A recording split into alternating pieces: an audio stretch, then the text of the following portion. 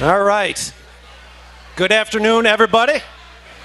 Before we get started with the proceedings, we're going to have Father Gagne from the class of 69 come up and say grace. Father Gagne, please. All right. For the record, I am not a Basilian.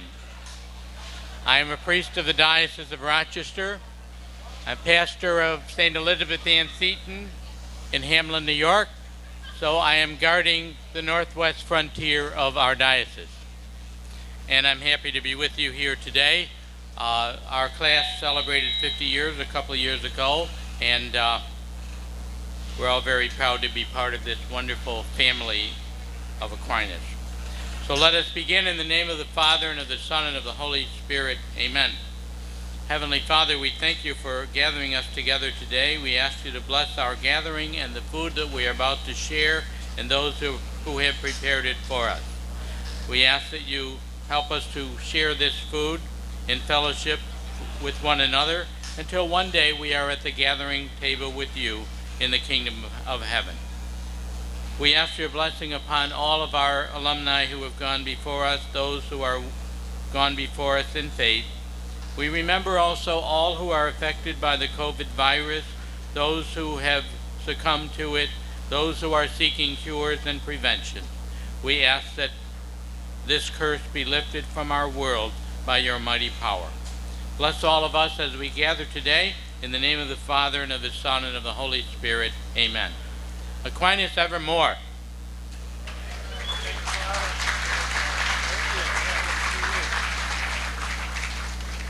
Thank you, Father Gagne. Next up, we have Dr. Anthony Cook and the opening remarks here today.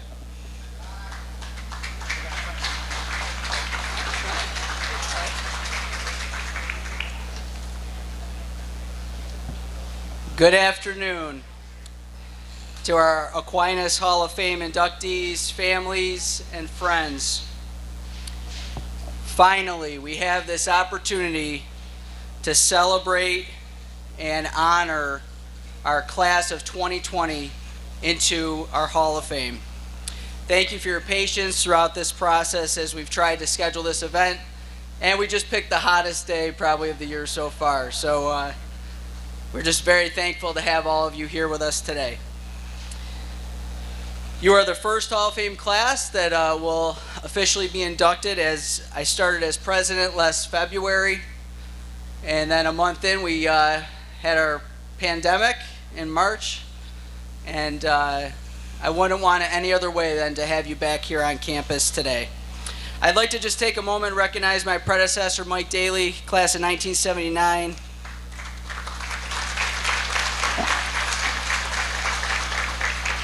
Mike's been a great mentor to me, provided tremendous support, and he'll actually be inducted into the Hall of Fame in 2021. He's part of that class. Inductees, today we celebrate your tremendous success, not only at Aquinas, but in the years since you've left us. It has led to this induction into the Aquinas Hall of Fame. You're all incredibly deserving of this recognition, and I'm honored to share in today's excitement with each of you. Aquinas, as you know, is a remarkable place, and you're part of that rich tradition of excellence. Starting with the Basilian Foundation you received, you have gone out into the world and lived our mission of goodness, discipline, and knowledge. Chris, Dick, Mark, Sal, Tom, Tony, and the Dambra family, congratulations from the bottom of my heart.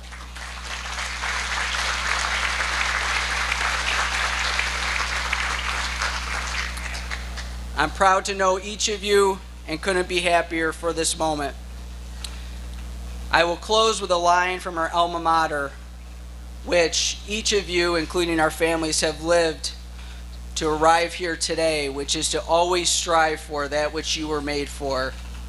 And his father said, Aquinas evermore. Thank you and enjoy today.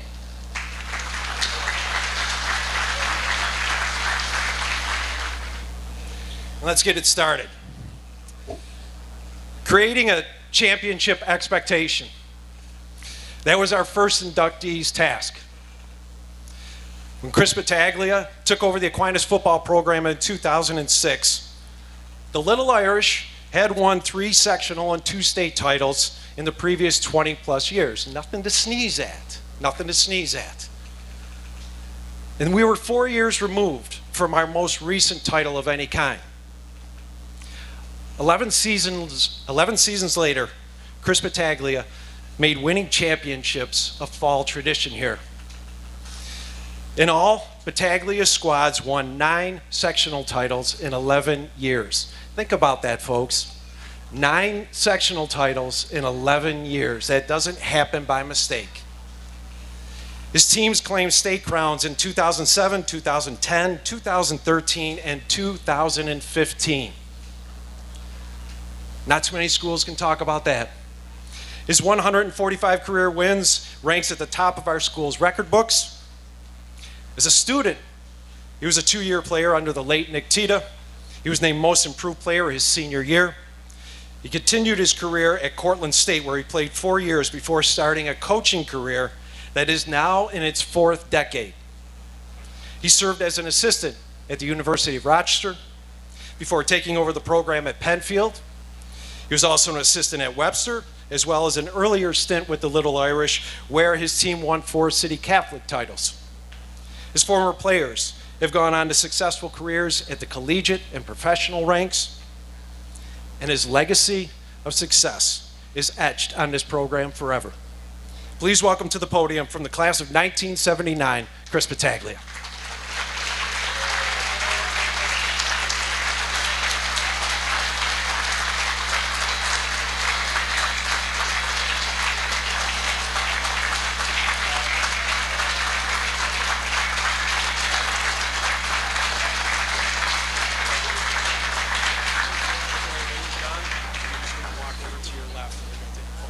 Sure. I don't know how Megs worked this out that I got to talk first because I thought we had a deal. I thought you were going to go first and not me. I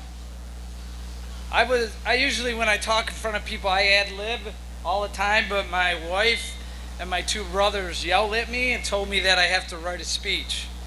I'm not real good at writing speeches, so this is the best I can do, and I'll try to go fast because I know you're all hot. I would like to thank Anthony Cook and the Hall of Fame Committee for this induction of the Aquinas Hall of Fame and congratulate the other inductees. Going in with Mags and the Dambra family is quite special for me. Mags has been a friend of mine for 40 years, and he was probably the best athlete during our time at Aquinas.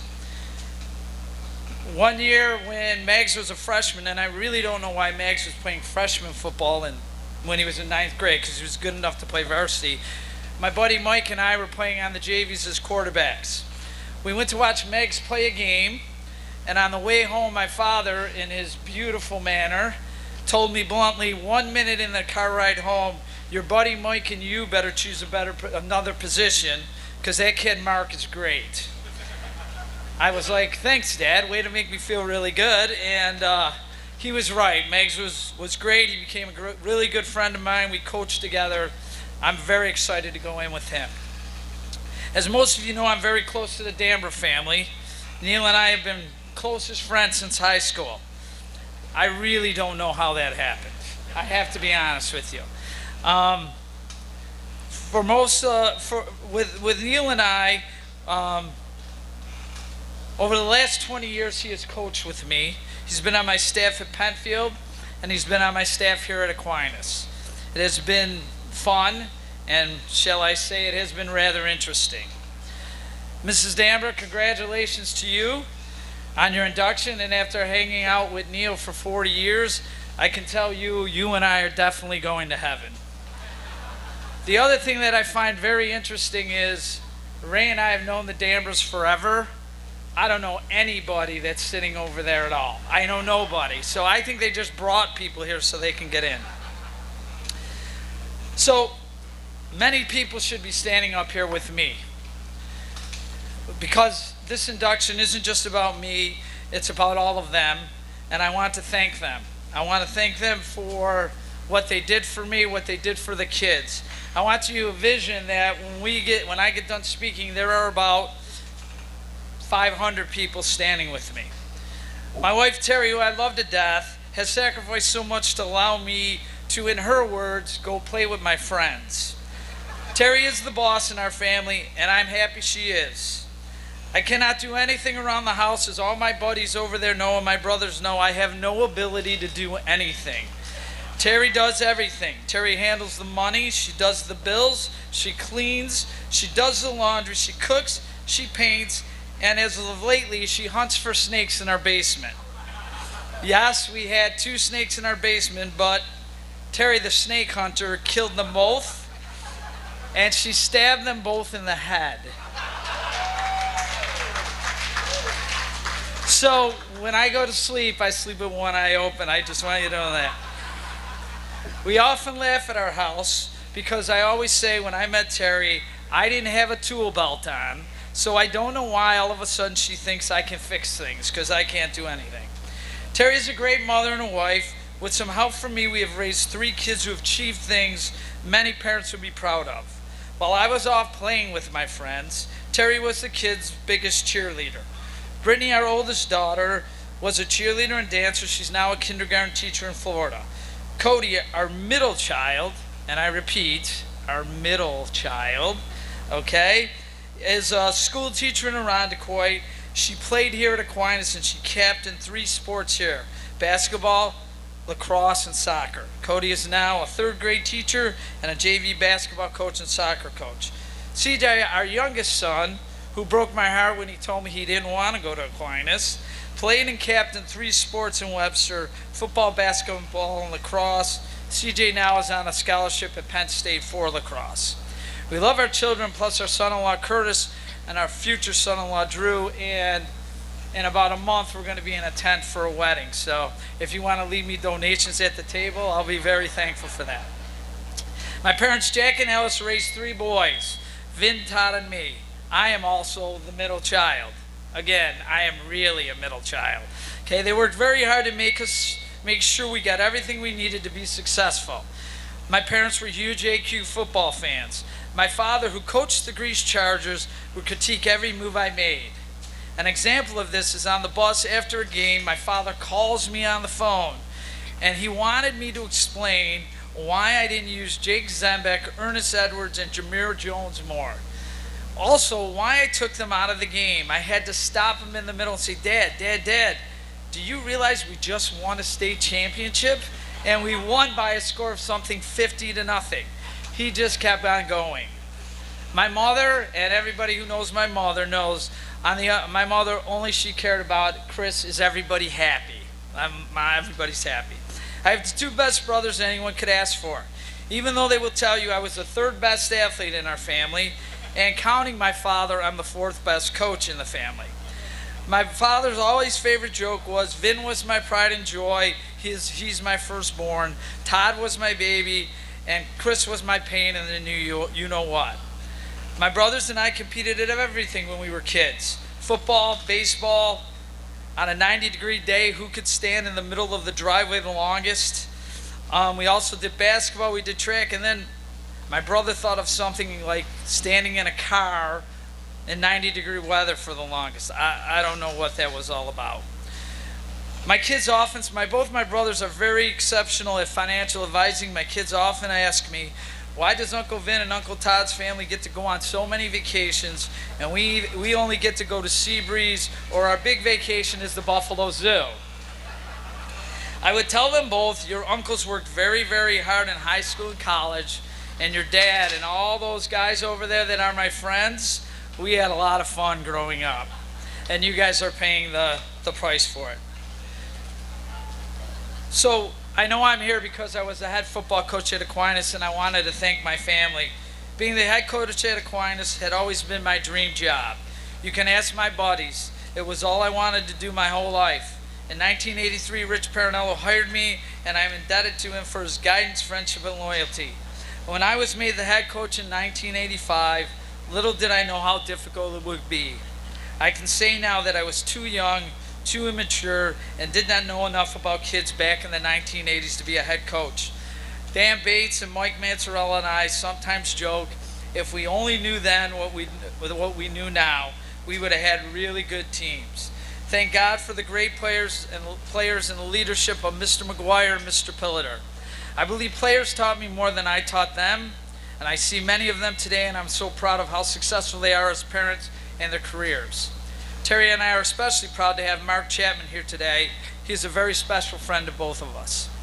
Our program was helped by many people. In 2006, I got hired by Mike Daly, and I was given a second chance at my dream job. Boy, was I the luckiest guy in the world. I came to Aquinas at the right time. Mike never said no to something we needed, and Ted Mancini and the rest of the school administration was always great. Tony Bianchi, my friend, I appreciate everything you've done for me. Our program was helped by many people, starting with great players, strength coaches of Frank Lupiani, Jim Labruto, Tom Zembeck, and Alex Borelli were instrumental to improving the athletic ability of our athletes. Bob Huber was a special friend of the program. He took care of our players like they were his own kids, and he is a friend for life. Jimmy Beluco helped in the weight room and on the field. He has been a loyal friend to me and my family. That team's mom and the Booster Club helped in so many ways. Phil Cassell, Vinny Petrone, Ray Joseph, Lou Ricky, and Tony Tirana's support of the program were instrumental in this success. I also got lucky because Vinny, Phil, Lou, and Tony also gave us some really good players. Over 11 years, we built a program any coaches would dream of. The assistant coaches deserve so much credit because they did so much more work than I did. My first hire was Sean Torgiano. Sean and I became close during our Webster days. He was one of the major reasons for the success in this program. He instilled the tough and hard-working attitude into our players. I am very lucky to have Sean in my life. Our different offensive staffs of Sean, Dan Pincelli, Rich Parinello, Rocky Delfino, Mags, Bobby Diator, J.J. Jones, Mike Messina, and Ben Wilston created a high-powered offense that many teams couldn't stop. The defensive units were very tough and hard to score on, led by Bobby Higgins, Dave Holland, Nick Burkowski, and John Marola. Vito Torgiano handled the kickers and my attitude. If you didn't know, I had a really bad attitude when I coached there.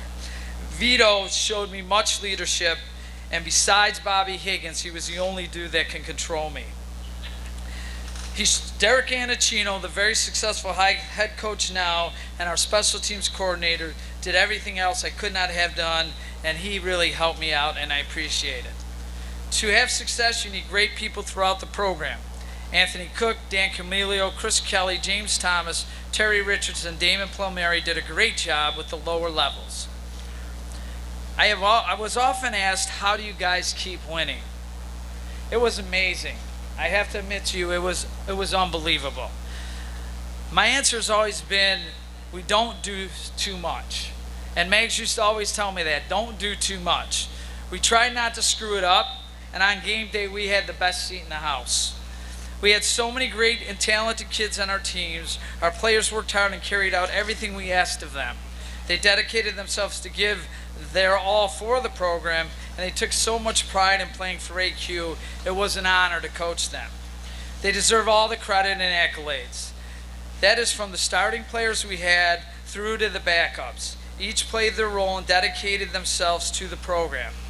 Most of the starters were stars. I will admit that to you. Most of them were stars. We had great players. Most of the backups, which a lot of you don't know, could have gone anywhere and started. But they stayed here because they loved Aquinas. The things these men have done and become amaze me. They live all over the country doing great things and continuing the success they had on the field, off the field. In closing, I have often been asked, and I'm still asked today by probably a bunch of those guys sitting with Mike Messina, who was your best team? Or who was the best running back? Who was the best quarterback? Who was the best lineman? Who was the best linebacker and DB and so on?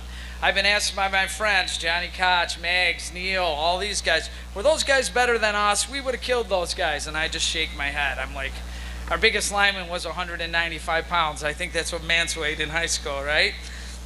But about the teams in this decade, I will never answer those questions. I will never talk about it. I will never say anything to anybody. 5-6 years ago, the newspaper wrote 2 articles about us. who was our best team of the decade, and who was the best player that played for us. I can't answer those because everybody was great in my eyes. Every player was great in their own way. They all were part of the family and a decade of football that will never be forgotten at AQ. My fellow coaches and I were just blessed to be along for the ride. Thank you very much.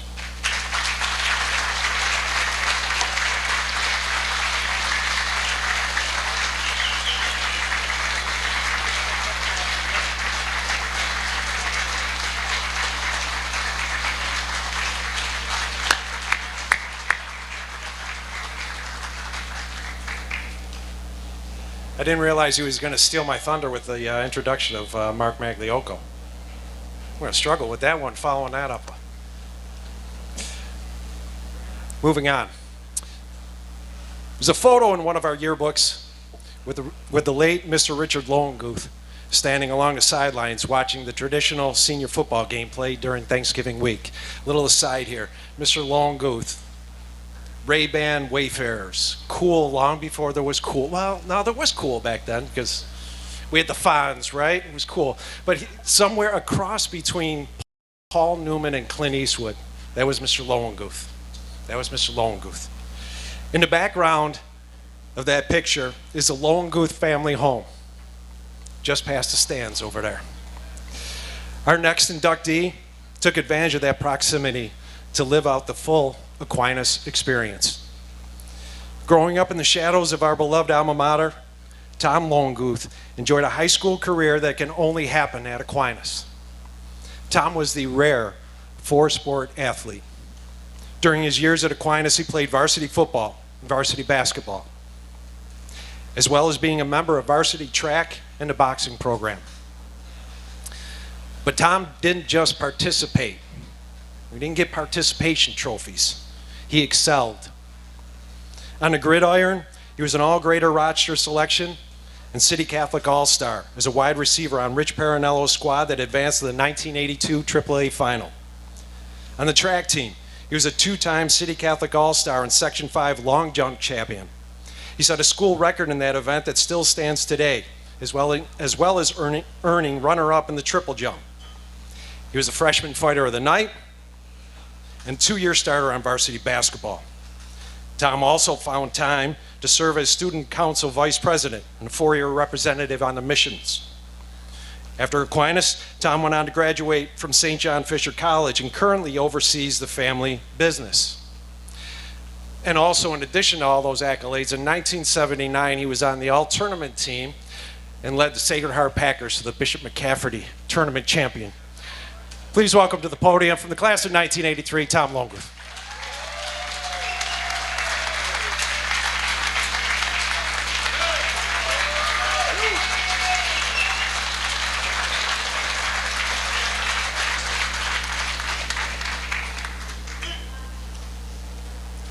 Thank you, Paul. It is tough to follow Chris. That is some career, and I watched it the whole time. It was fantastic. I'd like to start by thanking Anthony and Jay and my old friend Paul Gotham for making the call to tell me I had been selected to the Hall. It was around the end of March 2020 when most news coming out of anywhere was pretty bleak, but not that news, not on that day. That was really special. Thank you to the rest of the committee for the honor of including me with this group of very distinguished alum. I'm extremely humbled just at the thought of this. So when Anita told me they were considering holding the event today at the school, I thought it was a great idea. It seemed very appropriate, seeing as Paul mentioned, we lived right over here at 473 Seneca Parkway. And as Mr. McGuire would like to remind me when I was late for school, basically the second closest house to the school. The fields were our backyard, but for me, the best part of growing up came here in mid-August, when football would start. From that day, and for the rest of the school year, something sports-related was going to happen in my backyard. And that's when I fell in love with sports and Aquinas. As a kid, I would sit on the blocking dummies watching the teams practice almost every day. So much so, one day Coach Tita came to me and said, "You're going to be here every day. You're going to at least do some work for us. Pick up the blocking dummies, pick up the footballs." He probably said a few other things, but all I heard was he just made me the Aquinas football team ball boy. And as a 10-year-old kid, nothing else mattered. That was unbelievable. Fast forward, junior year, I'm playing my first varsity game at Hollider Stadium versus Canisius, and I really can't imagine, again, anything better than that.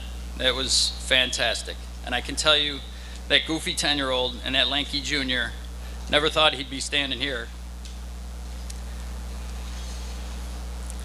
But he feels pretty much the same way he did when Coach Tita called him over. I apologize. So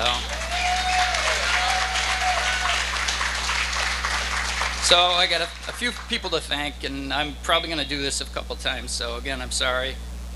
It's one of the many genes my father passed down to me, I think. So first, to the faculty and staff at Aquinas during my 4 years, I was not the most dedicated of students when it came to my academics, but they must have seen something in me because they worked very hard to help me manage my way through and to continue my education, and I'm forever grateful. We had so many good coaches in the 4 years that I was here. I'd like to just highlight a few of them. Coach Ricky for boxing, for making you understand that dedication to a craft pays off, no matter what the craft might be. And to my brother Mark for teaching me to keep my right hand up. But what I learned from boxing, I learned on my own, and I learned that it's an excellent sport to retire from with your nose intact and as a champion. To the basketball coaches, especially Mr. Pilliter, who was a brilliant teacher with an aura of calm about him that was so beneficial to all the young people whoever had the privilege to be taught or coached by him. My track coach, Mr. Gelati, the man had an uncanny ability to look at a student who wanted to be part of the track team, athlete or not, and find an event for that student that worked for the team, but more importantly, made that student feel like a champion. Again, a brilliant teacher who you could just tell loved his job. To all the football coaches, they were fantastic. Coach Diator, Coach Pizzullo, JV football season was probably the most fun season ever. Those guys were barely 10 years older than us at the time. They knew we were good. We knew we were good. And they let us roll with that attitude. And I think they had as much fun as we did. Coach Parinello, probably the most intense competitive person I've ever known. We really hated to lose, but I don't think we hated it as much as he did. He made you more competitive just by the look on his face at practice, except for when we beat McQuaid. That always put a smile on his face.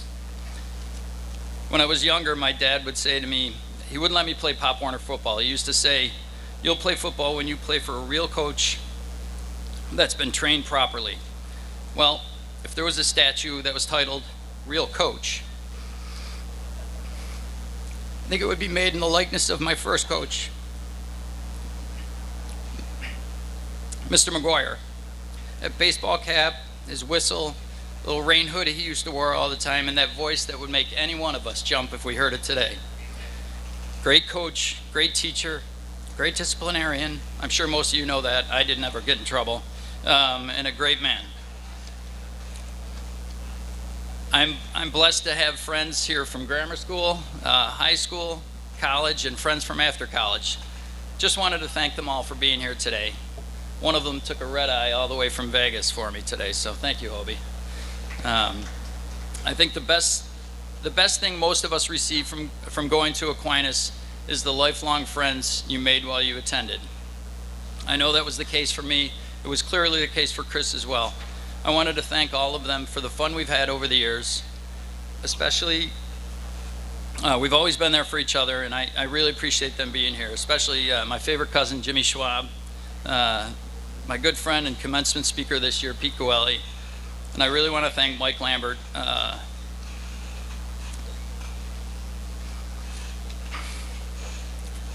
for nominating me for the Hall of Fame. Mike and I have been friends since the first day at Aquinas. 4 years here, roommates in college, and on to this so-called adult life, trying to raise families while acting at times like we still wanted to be in high school. I grew up with 4 brothers, but I've always considered Mike my 5th. Thank you, Michael. Thank you to my siblings, my older brothers Peter, David, and Mark, who I think had a lot of fun doing their best to make sure I was tough enough to play sports. My sister Mary, the toughest one of us all, who would be there for any one of us in a heartbeat. And my younger brother Eric, I think from the time he could walk until now, the 2 of us have either watched, played, or talked about sports every day. Thank you guys, I love you very much. To my daughters, Maddie and Sophia, one of Maddie's first JV games, soccer games, was here at Aquinas. It was a Saturday game, and I was making her normal game day breakfast when she came down the stairs. But on that day, I was wearing an Aquinas jacket. She looked at me and she's like, "Dad?" I go, "Sorry, Matt, we took an oath." I don't remember who won that day. She'll tell you though, I'm sure. I want to thank them for enduring enduring my somewhat intense need to push them to sports as little girls. It seemed to work. They both played multiple sports all the way through high school, and they had the good fortune of playing together and winning a sectional title. But most importantly, we were able to watch them fall in love with sports for the same reason I did, because it gave them the ability to spend every day with what would become their lifelong friends. I love you girls. My beautiful wife Gina, who I love for so many reasons, but a few that come to mind based on the sports theme. She puts up with my antics while I watch sports, screaming at the Bills or the Orange on TV. She always had a gentle way of reeling me in when I get a little too crazy about the girls and their sports, mostly just by standing in front of me to remind me they weren't going to be much taller than she is, but they'd be just as cute, that's for sure. And ever since college, she's had to listen to my friends and I from high school and college talk about our more than likely very embellished stories. So much so, she can probably recite most of the stories in her sleep. And yet, she still laughs whenever we're all together. I love you, G.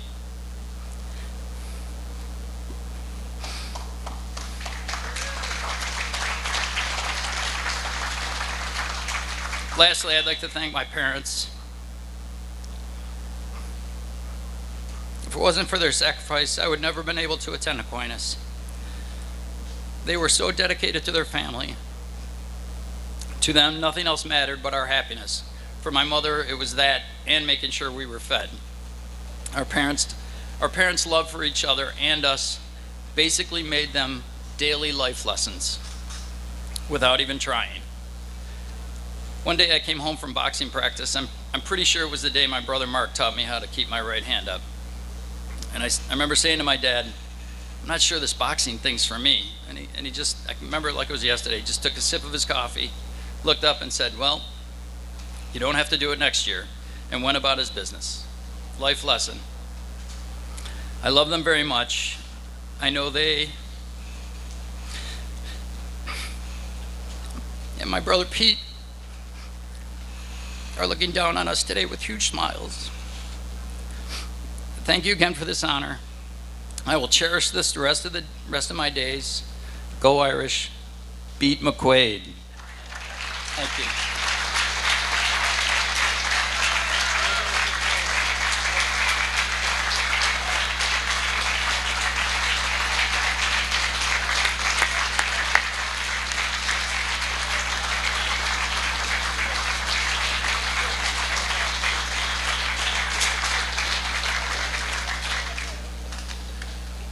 Shameless plug. I run a website called Pickin' Splinters. Sitting on the bench and watching guys like Tommy Lonegooth play was always worth my while. It's great stuff.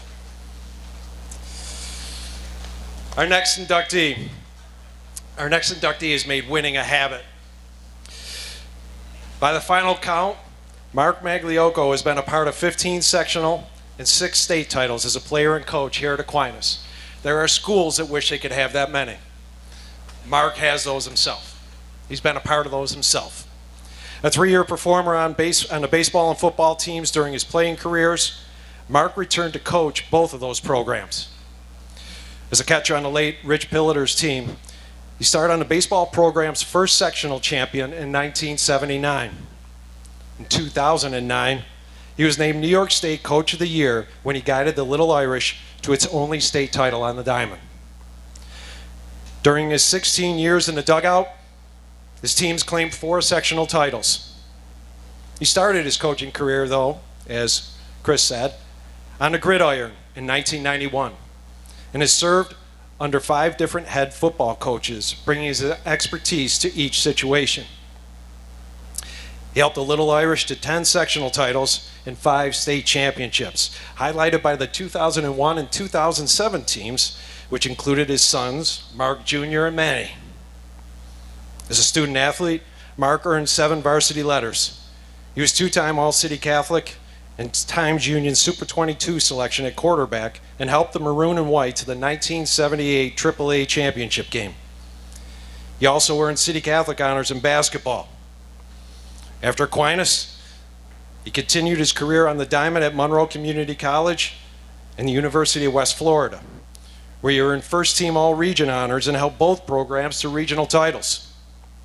He still continues to bring his habit of winning to the JV football team. Please welcome to the podium, from the class of 1979, Mark Magliocco.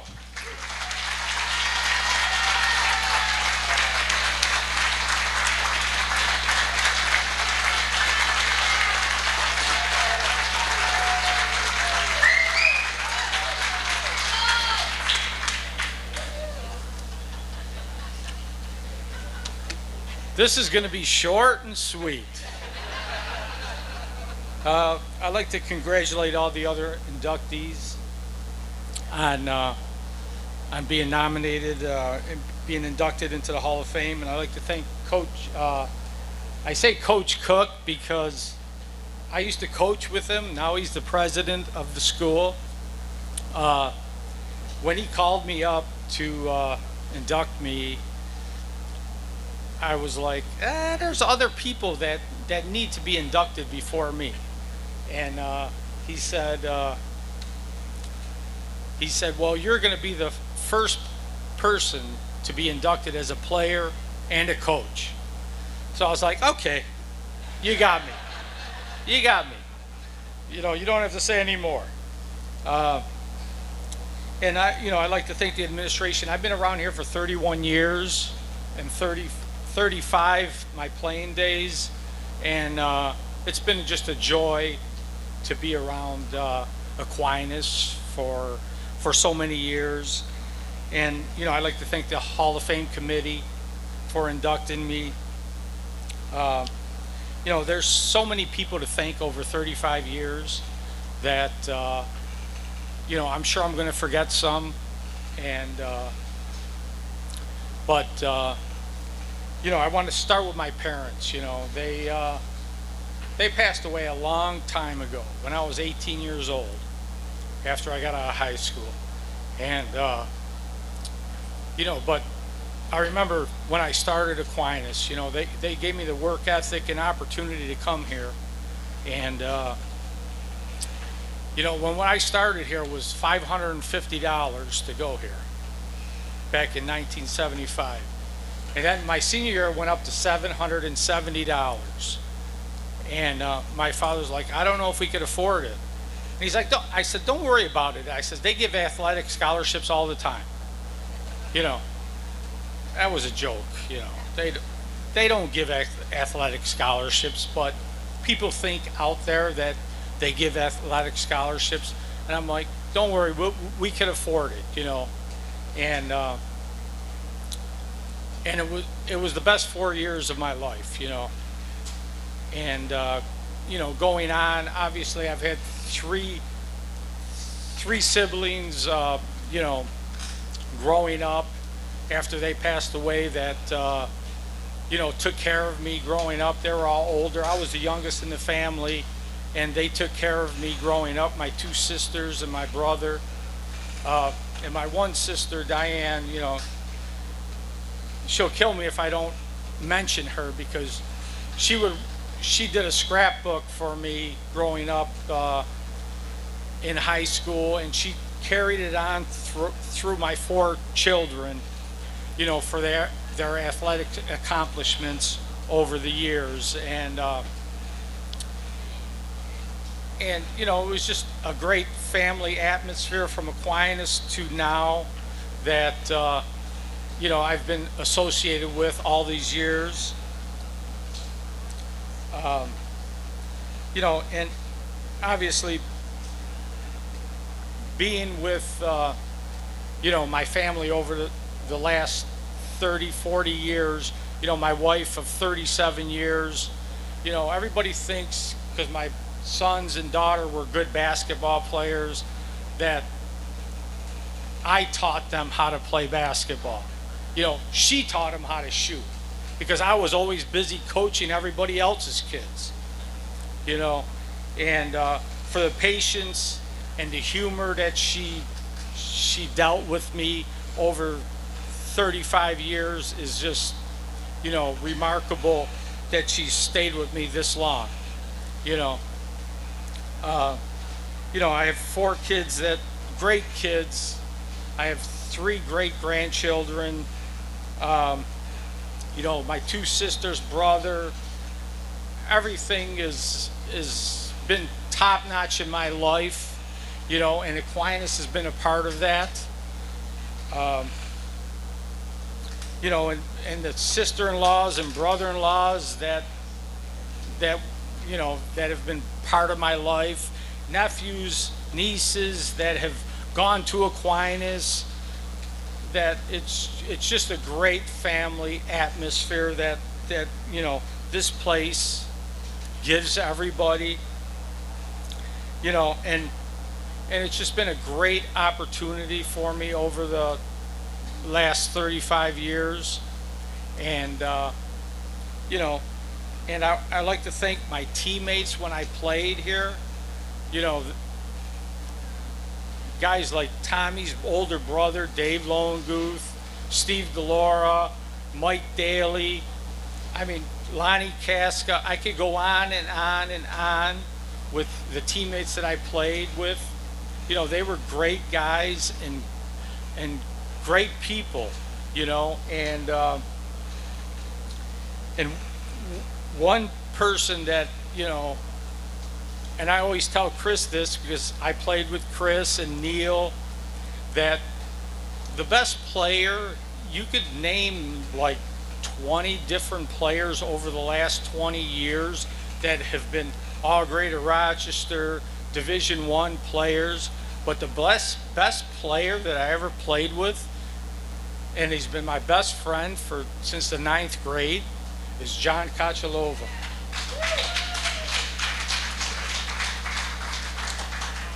You know,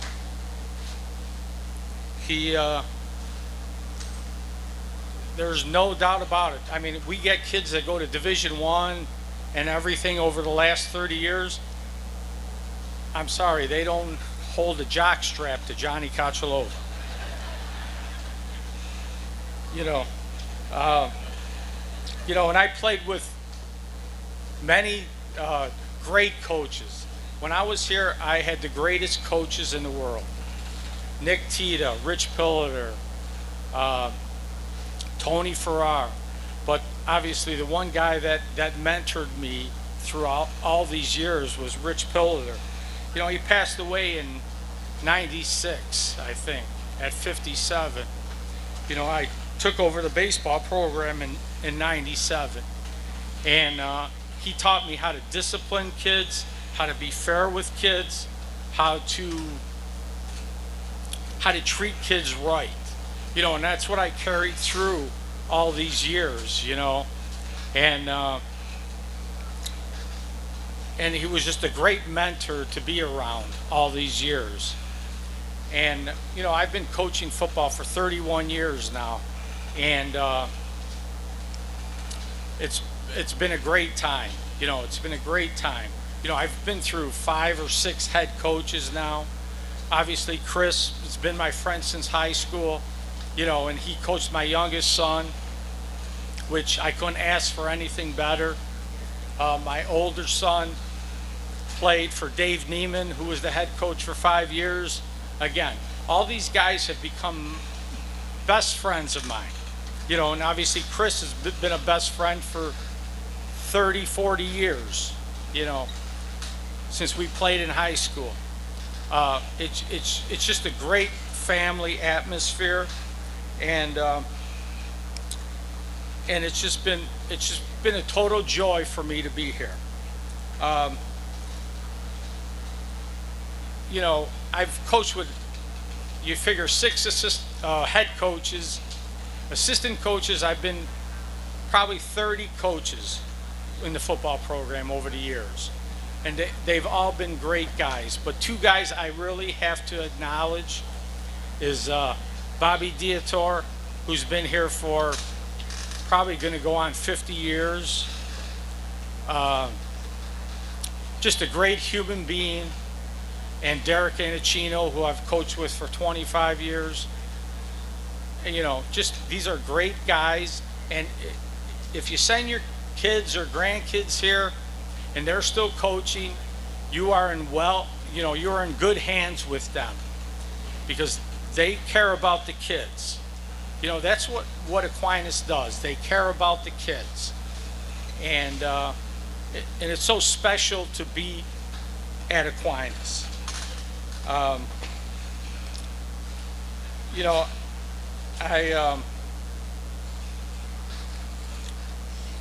been the head coach. I was the head coach for 19 years of baseball, and I took a break after 6 years, came back 4 years later, and we've become so successful. We were so successful in the 13 years that I came back, and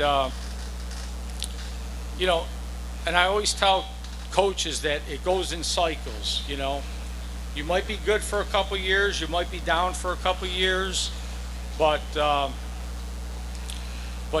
you have to go with the flow. And we've won 4 sectional titles, 1 state title in the last 13 years, and it's always good when you win. But when you lose, I feel some of the best coaching jobs I have ever done is when we haven't won. We took a mediocre team over the years and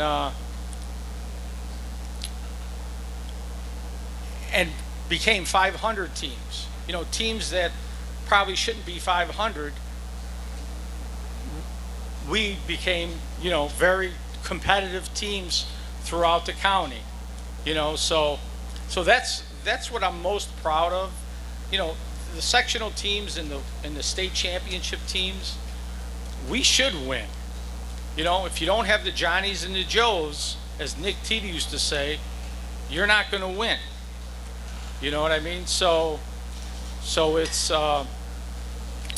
I'm more proud of, I'm proud of all the state championships and all the sectional championships, but I'm more proud of the teams that weren't so good, that we became very competitive in the sectionals. And another thing, I'm also proud of the players that played for me that came back and coached for me. When you got kids that play for you, that come back and coach for you, that's special. So, for Mark Catafano, Bobby Higgins, Tim Tahar, Ray Mattiosi, who's the head coach now, Charlie Welling, those guys all played for me in the baseball program. And they all coached for me at one time or another. So I'm very grateful for them, because they know what it takes to have a successful program.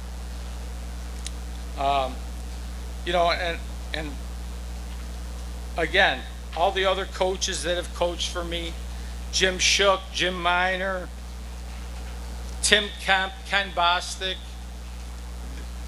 they were all great guys and loyal. But the one guy that I have to talk about is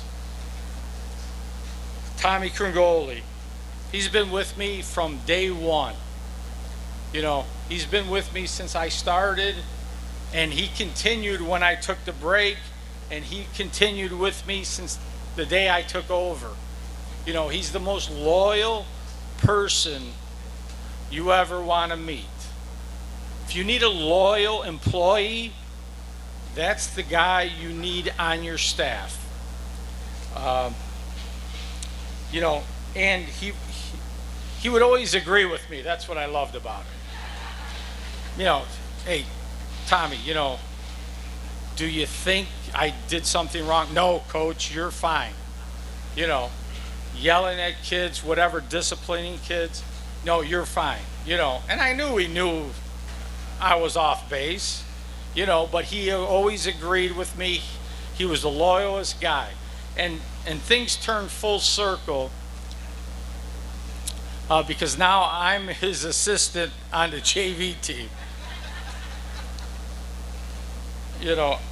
And I love being a helper JV assistant these days.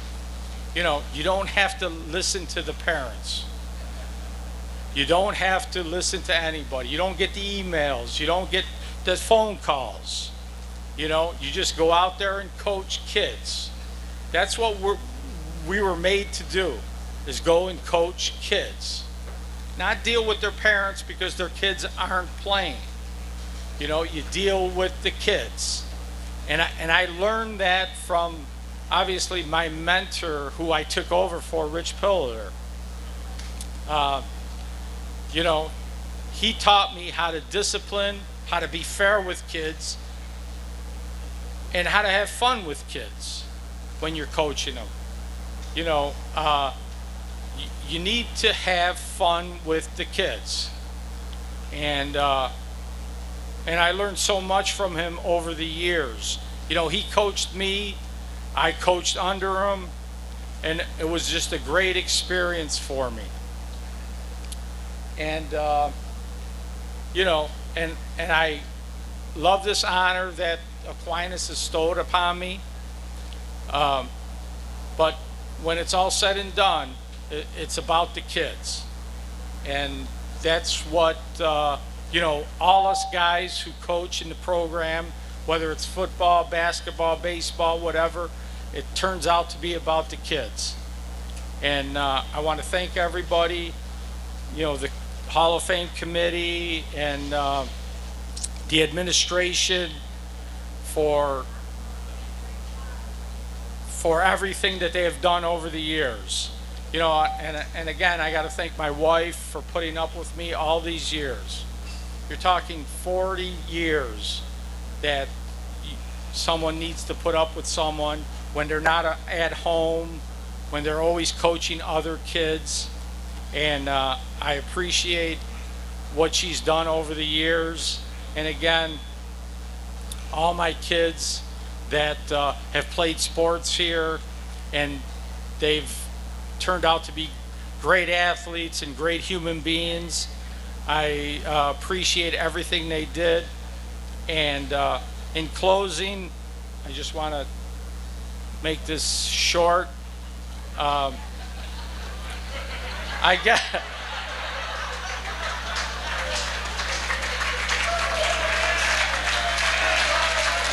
guess this hasn't been short.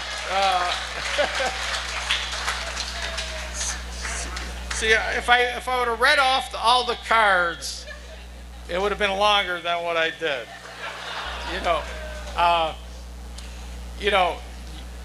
You just don't know when you start out coaching that you're going to come to something like this and be honored. And I'm grateful for everything that goes on here at Aquinas, and hopefully someday my grandkids could come here. But like I said, when I started, the tuition was $550. Now it's about 10 grand. So thank you very much.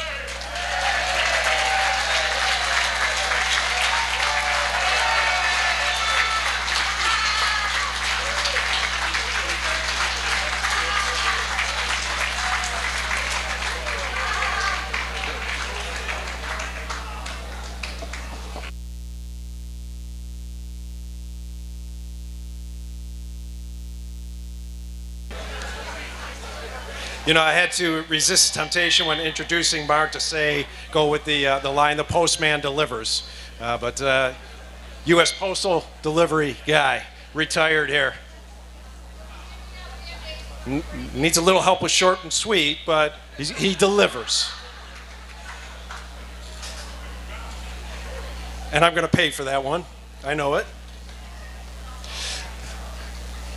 Our next inductee's first job out of college was that of a mason, putting together buildings brick by brick.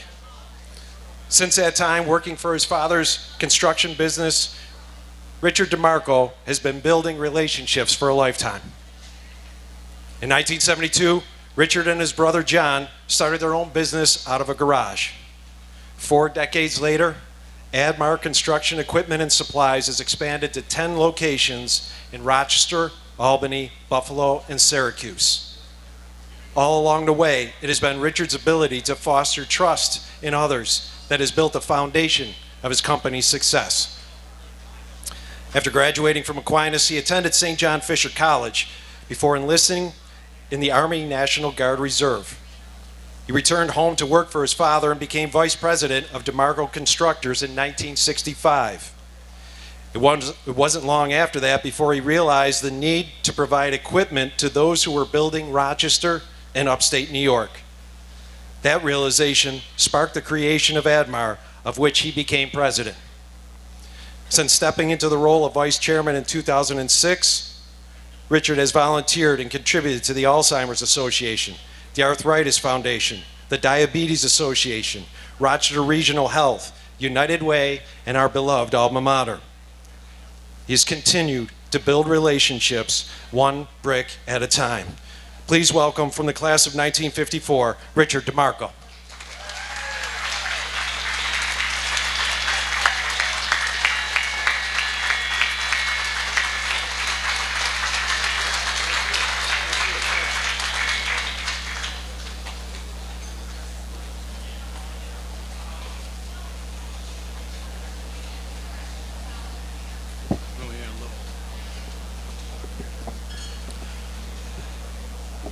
I'm going to promise you I'm going to be slow. We're not going to take a lot of time. We're going to finish fast. Good afternoon, everyone. I'm grateful to be here this afternoon as a Hall of Fame inductee.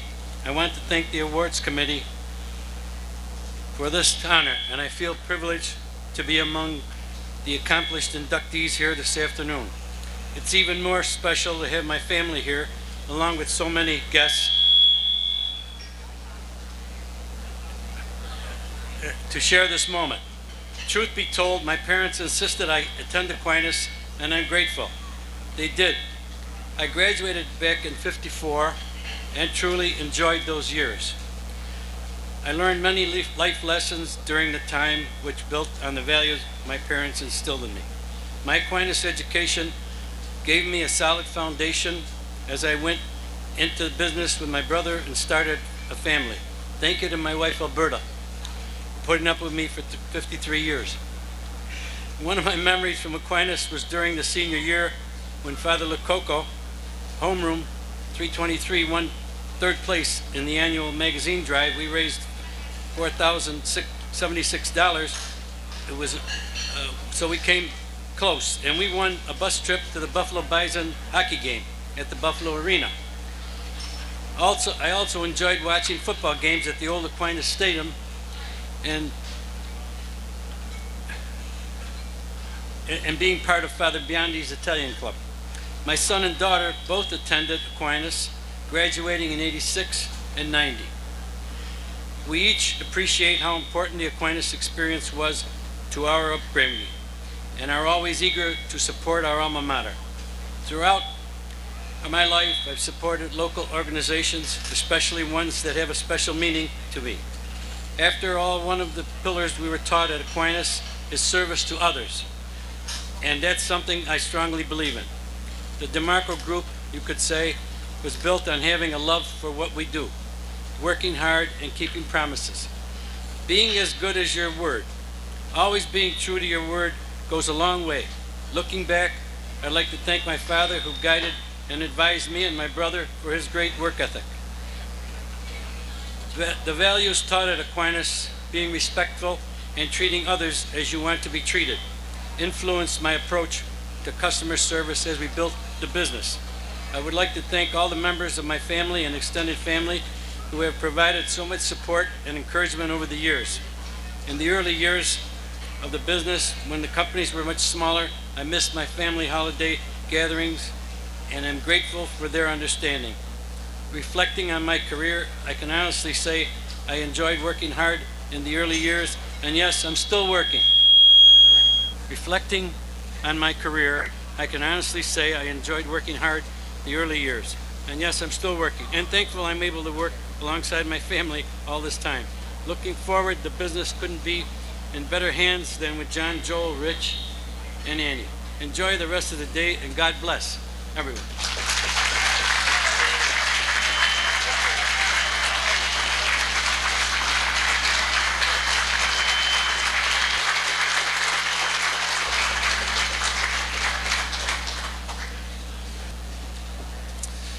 All right. When people talk about working their way from the bottom floor to the top, our next inductee knows this better than anyone. Salvador Lessesci's first job was that of scraping floors for the family business. He described that experience as miserable. Today, he is the president of a company with properties developed in 7 different states. A 1960 graduate, Salvador went from the Little Irish to Fighting Irish, earning a degree in civil engineering from the University of Notre Dame in 1964. He went on to work in the Bay Area Rapid Transit Project in San Francisco and volunteered in Hawaii before returning to the Lessesci Corporation in 1968. Less than a decade later, he bought out the family business. Partnering with his cousin Sal, their work has included the Rochester Convention Center, elementary and high schools, as well as university buildings in the area, and of course, our very own Wegman Napier Gymnasium. An Aquinas Board of Trustee member from 1981 to 1987, Sal's fundraising work has included the School of Holy Childhood, DePaul Community Services, and the University of Notre Dame. Currently, the Lessesci Development Corporation's work is in Florida, Massachusetts, New Hampshire, New Jersey, Pennsylvania, and Minnesota. From the bottom floor to the top, it's just unclear how high that ceiling will be. From the class of 1960, please welcome Salvador Lessesci.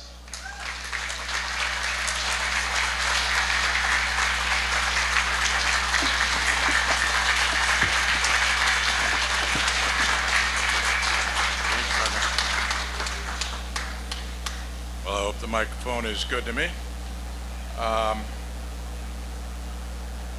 You know, Lou Holtz said, and it's in my bio, and I try to live by it, do the right thing. Raised my sister, who's told me what to do my whole life, is still here working on it. There you go. Mike Astor says, 4 girls, only 1 boy, says that's all we needed. Which was true. So Lou said, do the right thing. So today, these are my notes. All right.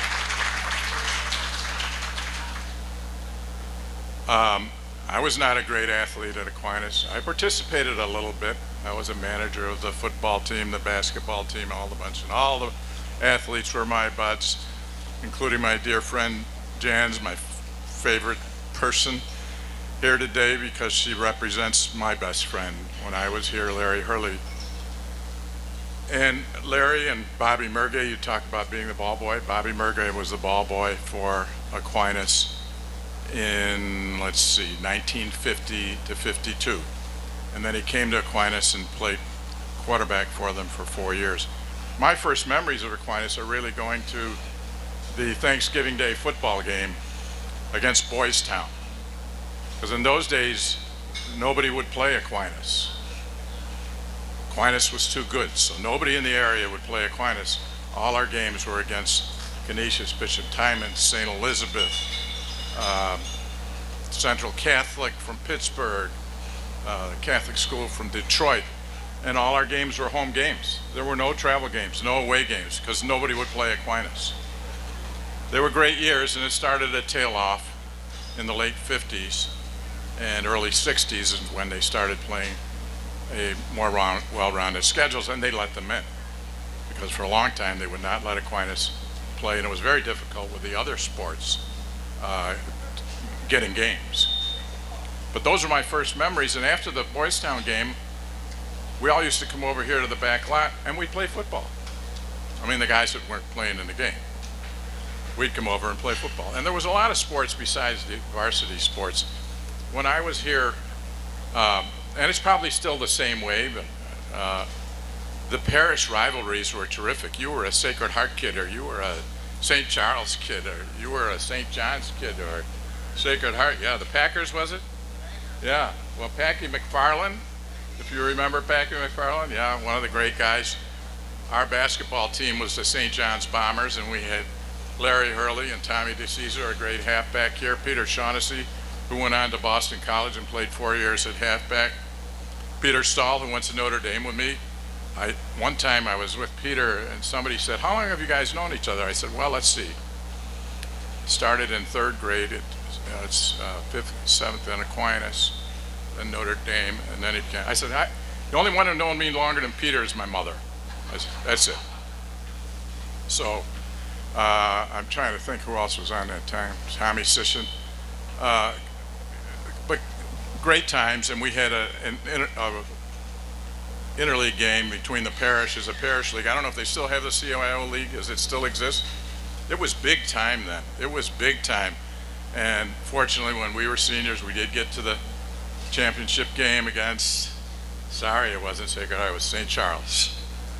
And they were tough. But so I have a lot of memories, and my whole life now is living and reliving as many memories as I can. I want to thank everybody that's at our table there, my family and my friends, and my son TJ, who's here representing his brother and his sister Tony and Dana, who couldn't make it. And I appreciate them being here. As Bob Schwab knows, you didn't think I fit that much on this card, did you?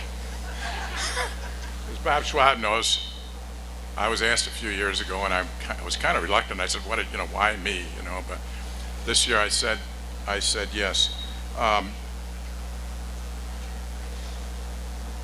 I'm leaving out one person from my list of friends, and I don't want to leave any of my friends out because those are my memories. He's not here today. But Joey Manzo, we all lived in St. John's in Greece, and Joey Manzo lived on Han Street. He was, what's the parish in Han Street? St. Lucy's. St. Lucy's. And he played in a city league basketball, and they didn't have enough players. The name of this coach was George Washington. And he asked me one day, I said, "Sal," he says, "we were in the Italian club together, Richard." And he says, "You think you could get some of the guys from St. John's to come in and play in the city league?" So I said, "Well, we'll see."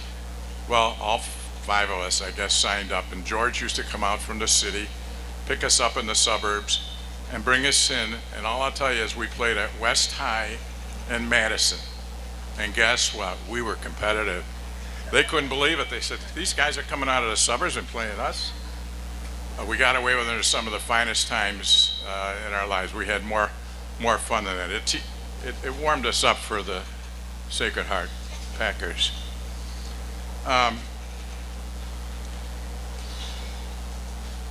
I was at a dinner party in Orlando with a bunch of businessmen, and we have this, we still do, every month or two at a friend's house.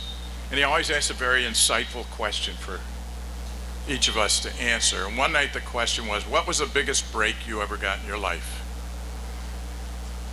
Well, believe it or not, my biggest break was coming to Aquinas. When I grew up, there was no public school in Greece. It was either Marshall or Aquinas. In both places, you had to hitchhike to school. My mother suggested McQuaid. I said, "What, are you kidding?" Which was brand new at the time. So I hitchhiked here for 3 years, and then finally was able to squeeze a car out of my father in the 4th year, and either Phil Wegman or I would drive to school. But it was really a big break because while I was here, Richard, I remember those magazine drives. I don't know if they still do it. It was the Catholic Students Missions Crusade. And there was a competition. And I guess it was as a junior, I won the competition. I couldn't play ball, but I could sell magazines. And I sold more magazines than anybody. And the prize was not a trip to Buffalo. It was a trip to the Catholic Students Mission Crusade at Notre Dame, Indiana. So I got on the train, went out to Notre Dame, met about 400 kids from all over the country, fell in love with the school, came back home and said to my mother, I'm going to Notre Dame. Of course, my mother, she'd been praying ever since I left, right? And she prayed still until afterwards. I'll tell you another long story of how I got in. But she kept praying, and I finally got in. And the one person who was most responsible for that, because I told him when I came back what I wanted, was long before most of your time, but Dick will remember him, was Father Cyril Carter, who was also our athletic director and took us through the rough times that we had.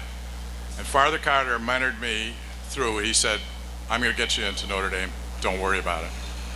And fortunately, myself and 5 others from my class were admitted to Notre Dame that year. Now, it's something, as Mike knows, it's something that I aspire to for Aquinas, is that we have more and more of our students attend more and more prestigious schools every year, because it's such a great school today. They mentioned serving on the board, and that may have been one of my biggest privileges, because while I was on the board, there was a huge discussion about whether to admit women to Aquinas.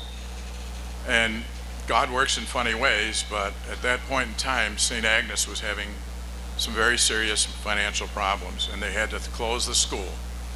So we had a vote, and we knew this was a break. Let's admit the St. Agnes girls for their last 3 years, it would have been, so they can graduate from a Catholic high school. Because they didn't have room at Nazareth at that time. So the St. Agnes girls came, and that was the lead-in to the final vote, which was contentious, if you can believe it. Today, you'd never believe it. And they agreed to admit women from that point on, and I think it was the best thing that ever happened to Aquinas.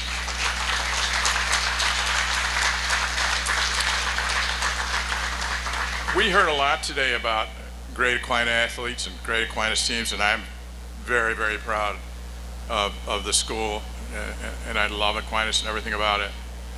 But you're going to hear a lot about, and you have heard a lot about, a lot of great women athletes here too, and women coaches. And we have a lot to be proud of at this school. I turned it over, so at least halfway. I really don't have a lot else to say, except thank you again to my family. My beautiful wife Jackie is here with me. Dan and her son Michael, and by the way, Jan's son, her youngest son, Mark Hurley, his dad was my best friend. I walked out of the house this morning in Canandaigua, and there's a black car in the driveway I don't recognize. And it gets out, and it's Mark Hurley. And if you don't know Mark Hurley, he is the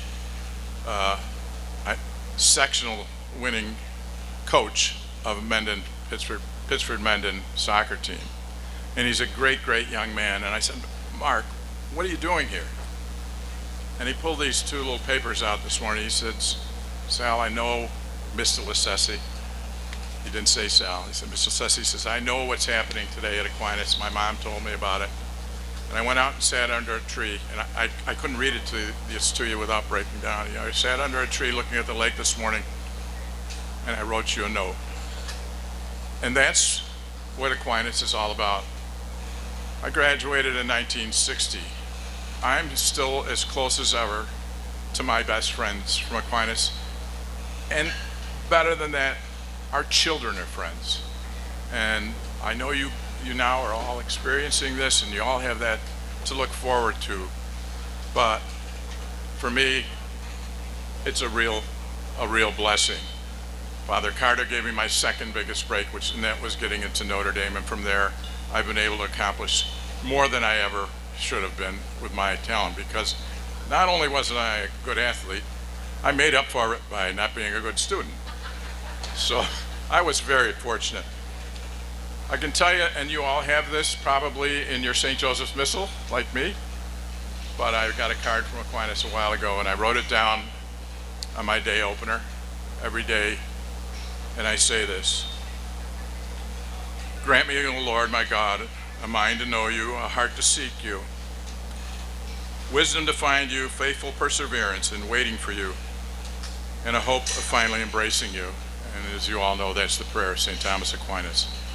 I want to thank the induction committee for honoring me today.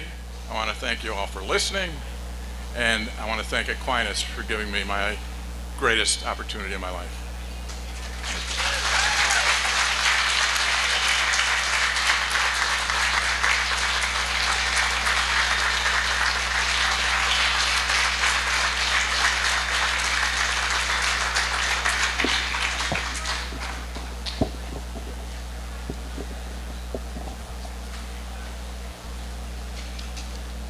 These guys who are able to read their own handwriting, I did all that education with the Sisters of St. Joseph's. That's the one thing I didn't catch was good penmanship. And obviously, Mark Magliocco, Mr. Lessesci, have the handwriting down because they can read it. I would be struggling.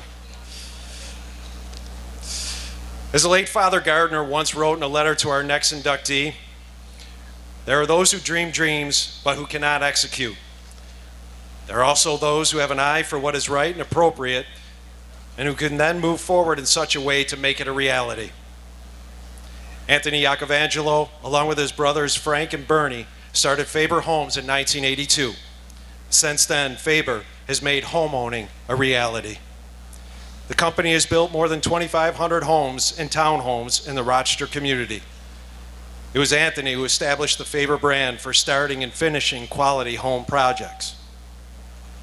And when his alma mater needed him, Tony stepped in to assist and oversee the renovation projects of the fine arts buildings, student union, cafeteria, field house, and this stadium.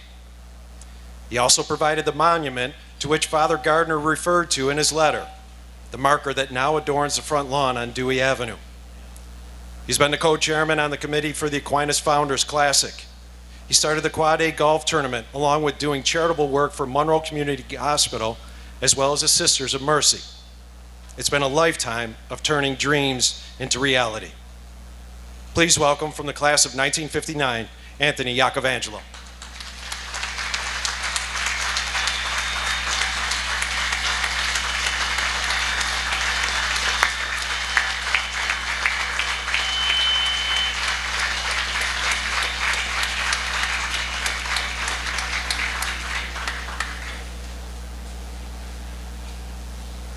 Ladies and gentlemen, thank you very much for your kind applause. Thank you very much for listening to all of the rhetoric today, which has been fantastic. To all the inductees, congratulations, including the future inductees, the Dambra family. I want to say thank you, not only to my family, my brothers, my sister, my wife, my daughter, granddaughter, my close friends. They wrote letters and they tried to get me inducted into this Hall of Fame. And you know what happened? I guess they said that there's a few things that I did in my lifetime that really helped the school tremendously. I look back on it and I say, how? I was one of those C students. I didn't play on any football, baseball, basketball teams. I was an intramural guy. I had part-time jobs. I passed my classes. But the Basilian priests, the mentors, put a love of this school in my heart. It has one of three places. The first one are my parents. I grew up with loving, great parents who pushed us on for the best that we could be. Listen to God, listen to the community, and do what you can for everyone. Aquinas pushed me forward and gave me the knowledge that I needed, the discipline, the respect. My third greatest accomplishment was my time in the military service with the United States Marine Corps. They taught me semper fidelis, always faithful, not just to fellow Marines, not just to fellow military, but to all aspects in my life. This is one of the greatest ones. I'm going to be short and sweet and say thank you very much. I hope you all have a great balance of the afternoon. It's tremendous to be here. Thank you.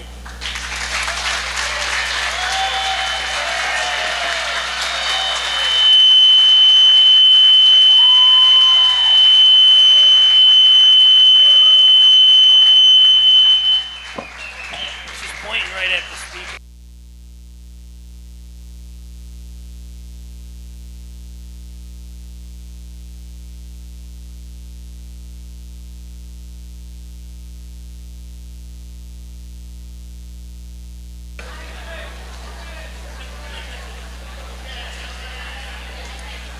I wish I could speak that well off the top of my head. Our final inductees bleed a darker shade of red. Starting with Michael Dambra in 1956, 3 generations of the Dambra family have graduated from our alma mater. For the past 7 decades, Dambra has roamed the halls here at 1127 Dewey Avenue. The family of Josephine and Anthony Dambra have brought city Catholic and sectional championships to Aquinas. They have taken the education received and gone on to become policemen, professors, lawyers, teachers, medical professionals, accountants, scientists, and engineers. And along the way, they have continued to give back from what they have received. Running spaghetti dinners, volunteering at fundraisers in the school and on athletic fields. Excuse me. The Dambra family has embodied the chant, "We are AQ," and the blood in their veins is maroon and white. Please welcome to the podium, from the class of 1978, Neil Dambra.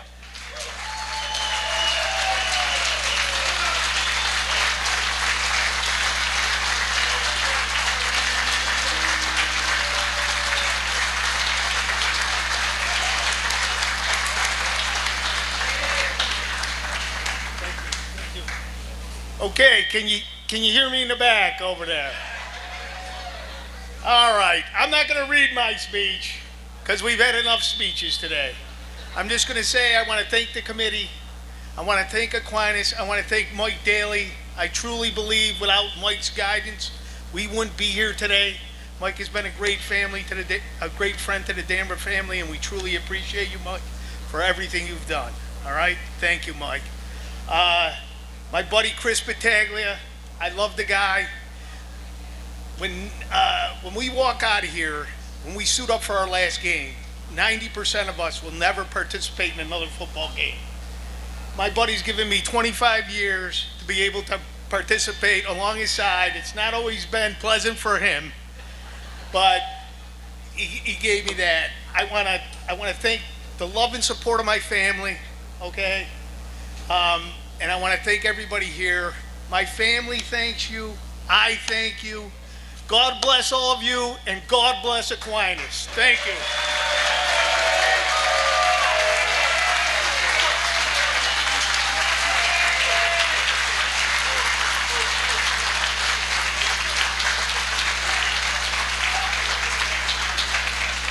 Quick announcement for the Dambra family, if we could gather in the field, in the middle of the football field, for a family picture there. Thank you for all attending. The high school is appropriately air-conditioned, We invite you over to the high school as we dedicate the DeMarco bookstore. Then the bookstore will be open for sales, by the way. You can also view all the plaques there in the Hall of Fame. So please join us in the school building where it is air-conditioned. Thank you very much for attending.